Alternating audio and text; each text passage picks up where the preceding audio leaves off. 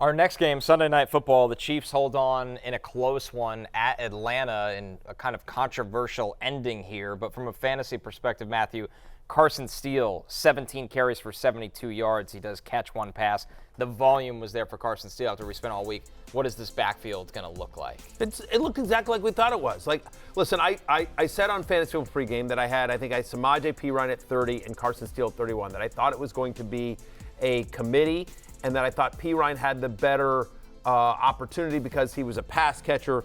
At the end of the day, Samaje Perine finishes with 7 fantasy points. Carson Steele finishes with 8.4. Carson Steele was running back 30. I had him ranked at running back 31. Samaje Perine's running back 34. I had him ranked at running back 30. I guess if you had both, I cost you 1.4 points, but it was a toss-up, right? And there were a couple of opportunities where, Perine got 4 targets. He only caught 3 balls. If he catches that 4th target, it changes. He played 36% of the snaps. Carson Steele led the team in backfield touches and snap rate. He got 2 of the 3 snaps inside the 5. He saw both goal line carries. Again, this is what we sort of talked about. Carson Steele's going to be more touchdown dependent. Perine's going to be used more in the passing game. If there's one thing you want to hang your hat on, Carson Steele ran more routes than Samaje Perine. And I don't know if that was that was sort of game script and how it sort of worked, or if that's how they want to see it. Connor, you tell me, but knowing what I know about Samaje Perine and what I've seen of Carson Steele, it just doesn't feel like he's the better option for them in the passing game. It's not even close. No, that wasn't Steele's game coming out. I mean, he was a workhorse at Ball State. He transferred to UCLA, and he kind of became a guy in the mix. Didn't get a combine invite because he's a little bit of a one-dimensional downhill runner. And right. I thought he was an underappreciated player throughout the draft process, but not a pass catcher. And I think this is just them getting Perine up to speed. He was not on this roster all summer. That's right. I mean, he showed up late in training camp, and Andy Reid has a complicated offense. I still, last week, and apparently, I was talking with producer Damien about this, but, producer Damien listens to a lot of the industry chatter, as it were. I don't listen. Listen, I barely listen to my own self. I don't Master of whispers. Yeah, well, pretty much. Yeah, exactly. He has his ear to the ground at all times. Yeah, exactly. You have your old counsel. Yeah, exactly. Exactly. It's a whole boardroom. But my point is that no, I guess the majority of the industry was saying Carson Steele over Samaje Perine, and I was one of the few people that were saying no, I think Samaje Perine over Carson Steele, and I understand that 17 touches. I'm sticking my guns on this one. Again, there'll be games where Carson Steele falls in the end zone and you're going to be happy you have him, but I just feel like for consistent fantasy production, as long as Pacheco's out, I feel like Perine has a higher floor because of the passing game usage, and that, again, whatever. He was 1.4 points less last night, but whatever. Neither guy is ideal. They're both desperation kind of flexes here. That's the thing. They want to be pass heavy, this team. Yep. Kareem Hunt as well may factor into this next week, so it's a bit of a mess. My biggest takeaway from this game on the Chiefs side of the ball, though, is that this is just another game where the offense just didn't look amazing. I think that the Baltimore game in week 1 might have just been a red herring where just for whatever reason, first night of the season, it was a bit all over the place. But Mahomes, 5.6 yards per attempt, 3.9 yards per carry on the ground. It looked very much like the Chiefs team from last year, where, by the way, they did win the Super Bowl, but regular season was such a slog. They didn't win the Super Bowl necessarily because of their offense all the times either. No. And that's what we care about right now here at this desk. Yeah, and their defense hasn't been as dominant as it was last year. They got lucky. That was pass interference. Clear as day. Yeah, clear as day. I'll also just, by the way, if I can take a mea culpa here, so I gave it a parlay on Football Night in America that was centered around Travis Kelce. Listen, parlays are tough to win regardless, right? But that's the gig. But what I will say here is, but I thought that they are. I'm being honest. That's why the odds are higher. Yes. That's why you've got a chance to win a lot more money. That's the. Like I always say, no one really watches Football Night in America. So when these bets lose, it doesn't. You're fine. Oh, good. You don't think anyone saw it? No. Saw my bets crash and burn? Between 1 and 12 million people watch that. That's the gig. Is a good way to kind of excuse yourself just from anything in life. Do that. Well, I didn't really do a good job cleaning the house, but that's the gig. I'm saying that You're listen, anyway, people really love the parlays, and so part of my job is to give out a parlay, and so I'm apologizing because my parlay sucked last night. And that's what I'm saying is that Travis Kelce, I really thought, I felt in my bones, this is going to be a Travis Kelce game. It's prime time. They've got to get him going. It's week 3.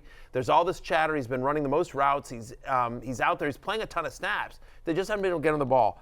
And guys, I could not have been more wrong. I was wrong. He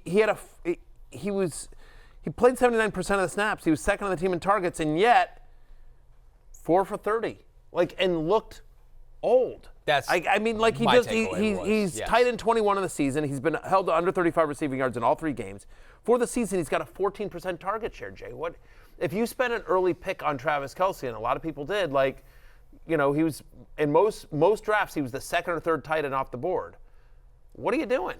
Well, you're just kind of screwed. There's nothing you can really do. I don't think there's any terrible. action. I don't think you can trade him now. No. Unless someone is there's a Chiefs fan who desperately believes in the upside. But, I do think we forget a little bit that, he was amazing in the playoffs, right, last year. Not the fantasy playoffs, but in the real-life football playoffs. And he was getting massive targets, and he was putting up big numbers. But, so far, 5 targets, 3 targets, 4 targets. And I think the big problem, too, and I'd be interested in your thoughts on this, Connor, Rashee Rice has taken a big leap, and it seems like Rashee Rice is operating in similar spaces of the field that Kelce does. It's a great point, Jay. That's what you see, is that they love Rashee Rice lining up tight in the formation, and that's what a tight end does. But when you have a receiver doing that, the receiver's faster than the linebackers and bigger than the safety. This is going to sound insane, but I think they do have Travis Kelce in their lineup. It's Rashee Rice. Rashee Rice is running all the same routes. I talked to Andy Reid about this at the Combine. He talked about the fact that what unlocked Rashee Rice was he's able to run all the same routes as Travis Kelce, and so defenses are having to pick. But so far, defenses are still picking Travis Kelce, and Rashee Rice is just running wild. And, if you redrafted today, I don't know how Rashee Rice makes it out of the first round. Yeah. Oh, completely agree. He's been better than, think of all the receivers taken in the first round. He's been better than, obviously, Garrett Wilson, A.J. Brown, Amon-Ra. Yeah. Tyreek. Yeah. Tyreek, that's just definitely going better dreadful. than Tyreek. He's been better than most. Jamar Chase. A.J. Brown. Yeah. You've taken Justin Jefferson, C.D. Lamb still over Rashee Rice. I'd still take Amon-Ra, I think. Yeah. And then Rice might be 4. Goff doesn't look good this year. Not that Mahomes has been great, but Goff it's Mahomes. looked better against Arizona. But Rice might be 3rd or 4th. Yeah. He's that good. Yeah, it really is. He's that good. Jamar Chase as well, still in that discussion. Yeah. No, we talked about it in the preseason about Rashee Rice. We're just guys, he's not getting suspended this year, guys. He's going to be a value. He's a value. He was on the preseason love list, but even I didn't expect this. All right, our next game here. Ridiculous. The Ravens hold on. I don't know what you do with Rashee Rice, by the way. Kelce. Sorry. With Rashee Rice, you start him. Rashee Rice, what you do is you say, ha, take that, Denny Carter, because I have Rashee Rice in the League of Assholes, and I slapped Denny Carter like a grape this week. Just pointing that out.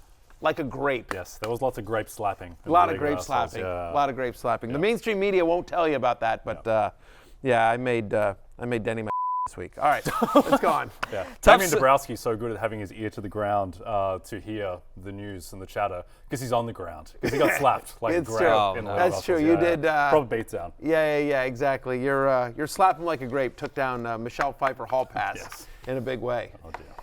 Hey, it's Matthew Berry from NBCSports.com and RotoWorld.com, and I want to thank you so much for watching whatever it is you just watched, or if nothing else, being too lazy to click out of the autoplay after this video started, after whatever it is you actually wanted to watch finished.